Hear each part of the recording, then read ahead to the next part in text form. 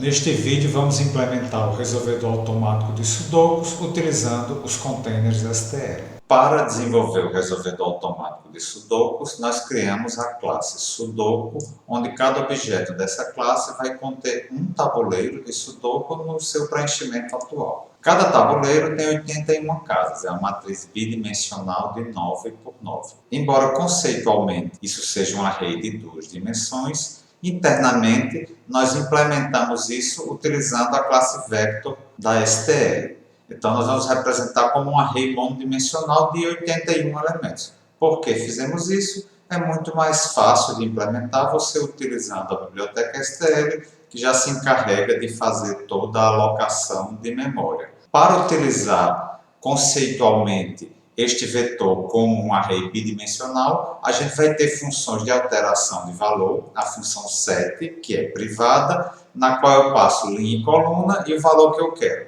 E esta função set traduz para a posição correspondente dentro do vetor. Da mesma forma, eu tenho a função de consulta, et, que eu passo a linha e a coluna e ela me retorna o valor daquela posição do tabuleiro. Então, utilizando set e et, para todos os efeitos práticos, eu posso trabalhar com este Sudoku como se ele fosse um array bidimensional de inteiros. Os inteiros que estão armazenados dentro desse vector são o valor da casa. 0 se a casa estiver vazia, 1 a 9 se ela estiver preenchida. Como a classe não contém ponteiros e faz diretamente a alocação dinâmica de memória, eu não tenho aquelas obrigatoriedades. Então, eu fiz apenas dois construtores. Um primeiro construtor default, que inicializa o tabuleiro com 81 casas, todas inicializadas com o valor 0. E um outro construtor, que recebe como parâmetro o nome do arquivo, inicializa o tabuleiro bater dimensão 81 e chama a função ler para ler o conteúdo das casas de um arquivo. A função limpar, eu uso o algoritmo STL fill para preencher todas as casas de tab do begin até antes do end com o valor 0. A função de consulta et retorna o conteúdo da linha I coluna J. A função ler preenche o tabuleiro com dados lidos de um arquivo, cujo nome é passado como parâmetro. O operator igual, que testa se dois sudokus estão iguais, eu fiz utilizando o algoritmo STL echo, compara todos os conteúdos do tabuleiro de S1 de begin até end com o tabuleiro de S2 começando de begin. Testar a jogada, ver se o valor tal da casa I, coluna J, é válido. Fazer jogada, faz essa jogada que evidentemente já deve ter sido testada antes. A função fim de jogo deve retornar true se nenhuma casa estiver vazia, ou seja, se nenhuma casa for igual a 0. Eu fiz isso com o algoritmo STL none-off, passando como terceiro parâmetro uma função anônima que retorna true exatamente se o valor daquela casa for igual a 0. A função nome-casas vazias retorna, utilizando o algoritmo STL count, todas as casas cujo valor for igual a 0. A função resolver casas fáceis preenche aquelas casas que podem ser preenchidas facilmente, só analisando as linhas, as colunas e o bloco. E a função mais importante é a função resolver, que vai resolver utilizando o algoritmo de backtracking propriamente dito. Esta função vai retornar true se for encontrada alguma solução, false caso contrário. E em qualquer caso, quem encontrou ou não, vai alterar o valor desses parâmetros passados como referência para indicar o número de tabuleiros que foram gerados, desses quantos foram testados e quanto faltaria analisar. Para implementar a função resolver casas fáceis e para otimizar a função resolver, a gente vai precisar calcular para uma determinada casa quantas possibilidades de preenchimento ainda existem. A gente fez isso com uma função privada denominada número de possibilidades, que eu passo o inteiro I e o inteiro J da casa que eu quero testar. Esta função privada vai retornar um inteiro, que é o número de possibilidades de preenchimento para esta casa. Se esse valor retornado for menor do que 0, indica que houve um erro na chamada da função, você não deveria ter chamado, por quê? Porque essa casa já está preenchida. Se ela retornar 0, é porque a casa não está preenchida, mas não há nenhuma possibilidade de preenchimento. Nenhum dos valores de 1 a 9 pode ser colocado naquela casa, o que indica que o tabuleiro como um todo é insolúvel. Se retornar um valor maior do que 0, indica que há exatamente essa quantidade de possibilidades de preenchimento daquela casa. Se retornar 3, quer dizer que existem 3 possibilidades de preenchimento dessa casa. Quando este valor retornado de possibilidades de preenchimento for 1, indicando que só existe uma possibilidade de preenchimento, esta função número de possibilidades também altera este parâmetro aqui, valor, que é passado por referência, e este valor vai conter exatamente qual é este único valor possível de ser jogado naquela casa. Quando o número de possibilidades for menor que 0, 0 ou maior que 1, então este parâmetro valor não faz sentido e o valor dele após a chamada da função é indefinido. Vamos ver agora a implementação dessas funções. A função et primeiro checa os parâmetros linha e coluna. Se algum deles estiver fora de faixa, vai gerar uma exceção padrão do tipo out of range, tendo uma mensagem que informa qual é o tipo do problema. A função set também vai gerar esta exceção caso os índices estejam fora de faixa. Caso os índices estejam corretos, a função et retorna o valor do elemento correspondente no tabuleiro unidimensional, no tabuleiro de 81 elementos, cuja posição é 9 vezes a linha mais a coluna. A função set, se os parâmetros estiverem corretos, altera o valor desse mesmo elemento para passar a ter o valor passado como terceiro parâmetro. A função para ler o tabuleiro Sudoku começa limpando o conteúdo atual do tabuleiro. Então esta função não vai preservar os dados anteriores. Se ocorrer algum erro na leitura, os dados que existiam antes da leitura vão ser perdidos e o tabuleiro vai ficar parcialmente preenchido. Eu começo abrindo um stream de leitura associado ao nome do arquivo que eu passei como parâmetro. Se deu algum erro, isso vai gerar uma exceção do tipo inteiro 1. Eu vou usar essa exceção para gerar erros de tipo código 1, código 2, código 3 e assim sucessivamente. Caso tenha sido aberto corretamente a stream, eu vou ler o cabeçalho. O cabeçalho é composto por uma única palavra, não tem espaços, então eu vou ler essa string usando o operator maior. Se deu erro na leitura, ou se o cabeçalho não é igual à palavra Sudoku, uma exceção código 2. Em seguida, eu vou ler os 81 valores que eu espero que estejam no arquivo, que correspondem às 81 casas do tabuleiro. I de 0 a 9, J de 0 a 9, então eu leio um valor inteiro. Se ocorreu erro na leitura, ou esse valor for inferior a 0 ou maior que 9, exceção de código 3. Depois, vou ver se esse valor é compatível com as regras do Sudoku, como tentando fazer a jogada no tabuleiro que está parcialmente preenchido, na casa I, coluna J, com o valor que foi lido. Se não for possível fazer essa jogada, esse valor é inválido, código 4 de exceção. Caso seja gerada alguma dessas exceções inteiras, eu tenho um cat que recebe esse valor inteiro, gera uma mensagem erro tipo 1, 2, 3 ao ler arquivo tal. E eu gero uma exceção do tipo inválido argumento contendo esta mensagem. A função que testa se uma jogada é válida começa testando os parâmetros se eles estão dentro da faixa admissível, de 1 a 9, etc. Depois eu vou testar dentro da linha e da coluna se existe algum valor igual ao que eu estou querendo jogar. Se existir, falta a jogada é inválida. Da mesma coisa dentro do bloco. Passou em todos esses testes, é porque a jogada é possível, retorna true. Para fazer a jogada, a gente testa. Se deu certo, simplesmente dá um set para atribuir à posição IJ o valor desejado. Para calcular o número de possibilidades de preenchimento da casa linha I coluna J, eu vou inicialmente criar um array de 9 booleanos, todos true, indicando que as 9 possibilidades inicialmente são todas possíveis. Para cada um dos valores que eu encontrar que foi impossível, eu faço o true correspondente virar false. Ao final, eu vou contar quantos trues restaram. Esse é o número de possibilidades de preenchimento dessa casa. Se a casa já estiver preenchida, eu já retorno -1, indicando que houve um erro na chamada da função.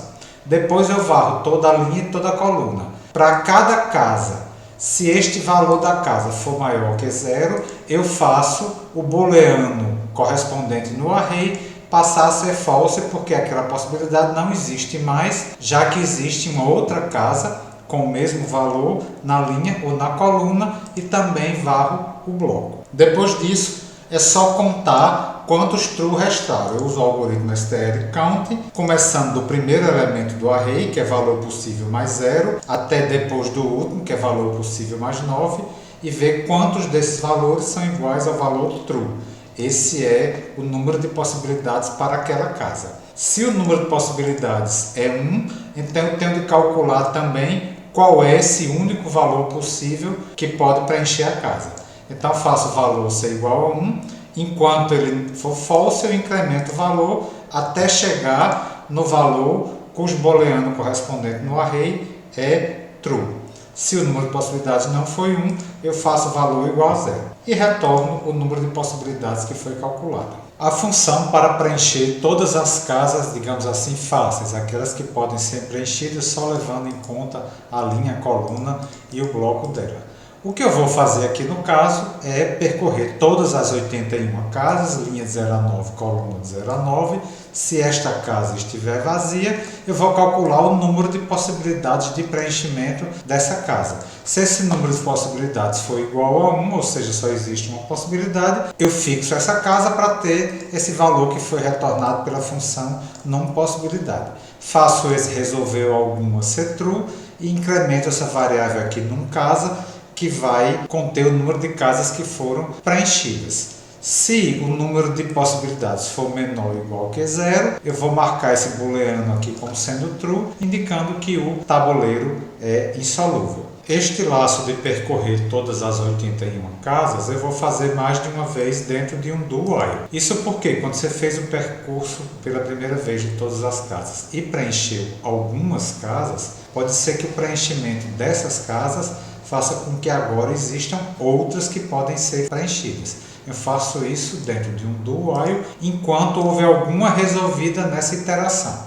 Quando eu passar por uma iteração que não conseguiu resolver nenhuma, aí eu posso encerrar a função. Ao encerrar, a quantidade de casas preenchidas que inicialmente era 0 pode eventualmente ter sido incrementada aí caso alguma casa tenha sido preenchida. E esse valor é retornado, digamos assim, porque ele é um parâmetro passado por referência. Ao final eu vou retornar insolúvel, que é um booleano que indica que o tabuleiro não tem solução. Então normalmente eu retorno true, porque a variável insolúvel vai ser false, ou caso tenha sido detectada uma casa que não pode ser resolvida, a função resolver casas fáceis como um todo retorna false. Finalmente, a função que faz a resolução automática de qualquer tabuleiro usando o algoritmo de backtracking, que é esse que foi apresentado lá na especificação. O que é que a gente faz? Primeiro, a gente inicializa o número de nós testados com 0, o número de nós gerados como sendo 1, o primeiro nó, que é o nó inicial. E por enquanto não analisei nenhum. Eu faço um teste trivial, se o usuário chamou a função resolver em um tabuleiro que já está todo preenchido, eu já encerro e digo que o número de tabuleiros testados foi 1, que foi o primeiro e único que foi testado. Em seguida, eu vou criar o meu container aberto, esse container que está dito aqui na especificação, que é o conjunto de possibilidades que eu ainda não analisei. Que tipo de container eu vou utilizar? No caso aqui, a gente vai utilizar a pilha, é o mais adequado para esta aplicação. Por quê? Vamos relembrar como é que a gente trabalha. A gente mantém esses tabuleiros aqui, que são as possibilidades. Sempre que a gente gera novos sucessores, a gente coloca-os na frente dos já existentes. Ou seja, esses últimos, esses que entraram por último aqui, vão ser os próximos a ser analisados. Contexto last in, first out, que é o que a pilha faz. Outra coisa que nos permite utilizar a pilha é que a gente nunca precisa percorrer, fazer nenhuma análise, nenhum cálculo, nenhum teste com esses tabuleiros que estão armazenados aqui, eles estão só estocados. A gente sempre vai consultar, remover unicamente o primeiro da pilha. Então, a gente não precisa percorrer o container, o que seria impossível se fosse com um container desse tipo, porque eles não podem ser percorridos. Então, por todas as características do algoritmo que a gente vai usar para resolver, a pilha se presta muito bem a essa aplicação. A gente poderia resolver com fila? Poderia, só que demoraria muito mais. Fica aqui como sugestão, vocês podem testar, descomentem essa linha da fila e comentem a linha da pilha para ver como o mesmo problema fica muito mais lenta a resolução se você usar o container inadequado. Então, aberto vai ser a nossa pilha de sudokus. Eu coloco dentro dessa pilha inicialmente apenas o nó inicial, this, ok? A variável booleana que indica se foi encontrada a solução é false. E eu armazeno também o melhor que eu encontrei até aqui, porque o que a gente vai fazer é, caso ao final do algoritmo a gente detecte que não há nenhuma solução, a gente vai apresentar pelo menos esse aqui, que foi o tabuleiro mais preenchido que eu consegui em todas as minhas interações. Não é solução, mas é o melhor que eu consegui. Então eu guardo um tabuleiro que é o melhor que eu encontrei, inicialmente inicializo com this, e o critério de ser melhor do que outro é quantas casas vazias tem. O melhor é aquele que tiver menos casa vazia, idealmente 0. Mas se não, a gente guarda aqui o número de vazias do melhor até agora. A variável auxiliar atual do tipo sudoku é o tabuleiro que está sendo analisado no momento. É esse tabuleiro que a gente está trabalhando com ele aqui. A gente tira de aberto e coloca em atual. Essa variável num vazias atual contém o número de casas vazias do sudoku que a gente está analisando no momento. Esta função que implementa o algoritmo backtracking para resolver o tabuleiro de sudoku, a gente vai fazer em duas versões. Uma versão tradicional, que é a que a gente vai analisar neste vídeo, e uma versão otimizada, que a gente vai analisar no próximo vídeo e que resolve o problema normalmente muito mais rápido. Só que essas duas versões da função têm muitas partes em comum. Para evitar de fazer repetição de código, o que eu fiz foi usar diretiva condicional. O que é isso? É uma compilação condicionada. Como é que isso é feito? Eu vou ter essa variável aqui, isso é uma variável para o compilador, não é uma variável do programa em si, que eu vou definir ou não, eu chamei de com otimização. Nesta primeira versão, que é a versão sem otimização, esta linha está comentada. Então essa variável de compilação não está definida. Então em qualquer parte do programa onde eu fizer o teste se essa variável está definida, a resposta é não. É o que está feito aqui, ó. Eu estou usando a diretiva ifdef, que é uma diretiva de compilação. Se essa variável de compilação estiver definida, o que não é o caso nessa primeira versão, essas linhas aqui seriam compiladas, elas fariam parte do programa. Mas como esta variável não está definida, nesta compilação agora, toda essa linha aqui é ignorada. Inclusive, o CodeBlocks mostra ela nesse tom cinza claro, indicando que elas não fazem parte do programa. Em seguida, nós temos algumas variáveis auxiliares e aí nós entramos no laço principal da função, que eu vou repetir até que determinadas condições sejam satisfeitas. Então eu armazeno em atual o elemento que está no topo da pilha aberto e excluo este elemento de aberto. Em seguida eu vou testar se esse nó que eu acabei de extrair de aberto é o melhor até agora. Eu vou calcular o número de casas vazias desse nó atual. Se esse número de vazias de atual for melhor, ou seja, for menor do que o número de casas vazias do melhor que eu tenho até o momento, eu faço este meu nó atual ser o melhor e o número de casas vazias dele ser o número de casas vazias do melhor. Este booleano aqui indica se o nó atual é uma solução. Quando é que solução encontrada é true, quando o número de casas vazias do nó atual for 0. Como eu acabei de testar, o nó atual seria a solução ou não, eu incremento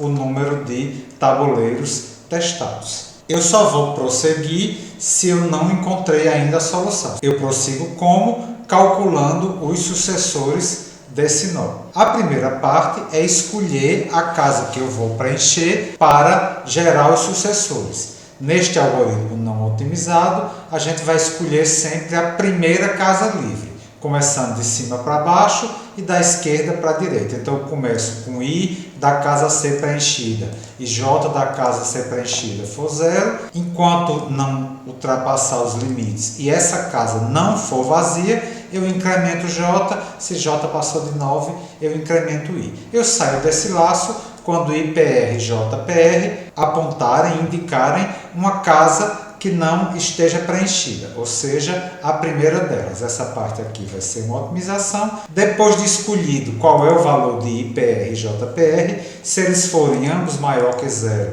e menor do que 9, o que indica que existe uma casa a ser preenchida, então eu vou gerar todos os sucessores possíveis para essa casa, preenchendo ou tentando preencher com valores de 1 a 9. Faço um for de 1 a 9, se o preenchimento dessa casa IPR, JPR com esse valor for possível, então eu vou gerar um novo Sudoku chamado Suc, que é uma cópia de atual. Eu estou usando o construtor por cópia da classe Sudoku. Aí neste nosso Suc eu faço a jogada que eu quero que seja implementada para gerar esse sucessor. IPR, JPR, preencha com o valor. Este tabuleiro Suc eu dou um push para armazenar no container aberto. Gerei mais um nó, então incremento a variável correspondente. Aqui é para efeito de debug. Quando a gente gerar, por exemplo, 1 milhão de nós, começou a demorar muito, eu imprimo uma mensagem de advertência.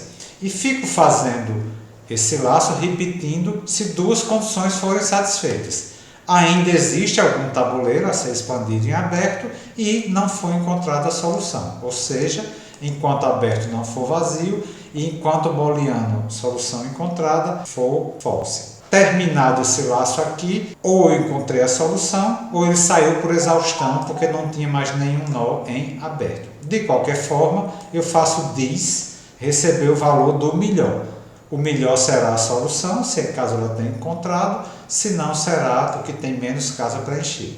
E o número de tabuleiros que não foi analisado corresponde ao tamanho do container aberto. Ao fim do algoritmo, eu retorno esse booleano, true se a solução foi encontrada, false se não foi encontrada. Então vamos ver este programa em funcionamento resolvendo alguns tabuleiros de Sudoku. Na pasta que vocês têm disponível no SIGA, vocês têm lá um arquivo sudoku.txt que contém 12 exemplos de tabuleiros a serem resolvidos, variando em graus de dificuldade. Iniciando com o tabuleiro exemplo número 4, se eu mandar resolver este tabuleiro, rapidamente o programa informa a solução, não foi possível preencher todas as casas. Após gerar 1061 nós, dos quais 1044 chegaram a ser analisados e 17 ainda estavam no container aberto quando foi encontrada a solução, então esses 17 não precisam mais ser analisados. Se eu pegar agora o exemplo número 7 e mandar resolver, o programa vai gerar a solução em um tempo bastante pequeno, após 32.137 nós. Para ilustrar a influência da escolha do container correto, eu vou pegar esse mesmo problema aqui e vou trocar o container correto, que é a pilha, por um container menos adequado, que é a fila. E vou só trocar a instrução que faz o certo, porque com pilha, para consultar o elemento que está em cima, a gente usa o método top e numa fila a gente usa o método front. Executando esse programa agora com o mesmo tabuleiro número 7, quando eu mando resolver, já demora um pouquinho mais de tempo, porque agora vão ser gerados 237.264 nós, o que demonstra que a fila não é um container adequado para implementar este algoritmo. Então vamos voltar às nossas definições corretas, acessando o primeiro elemento com top e criando o container aberto usando o STL pilha e não fila. Este algoritmo, apesar de correto e de teoricamente sempre encontrar a solução, pode demorar muito tempo. Isso acontece principalmente com tabuleiros que não têm solução, porque aí no caso o algoritmo tem de permanecer pesquisando todas as possibilidades em aberto, até que aberto esteja vazio e ele possa afirmar com certeza que não existe solução. Por exemplo, vamos executar o programa com o exemplo número 11 do nosso arquivo. Quando eu mando resolver, passa-se um tempo e o sistema avisa que, atenção, já foram gerados 1 milhão de nós, 2 milhões de nós, 3 milhões de nós, 31 milhões de nós, 32 milhões, 33 milhões, 34 milhões, E após todo esse tempo, encontrou a solução de que o tabuleiro não tem solução. E a melhor que foi encontrada é essa que se encontra aqui.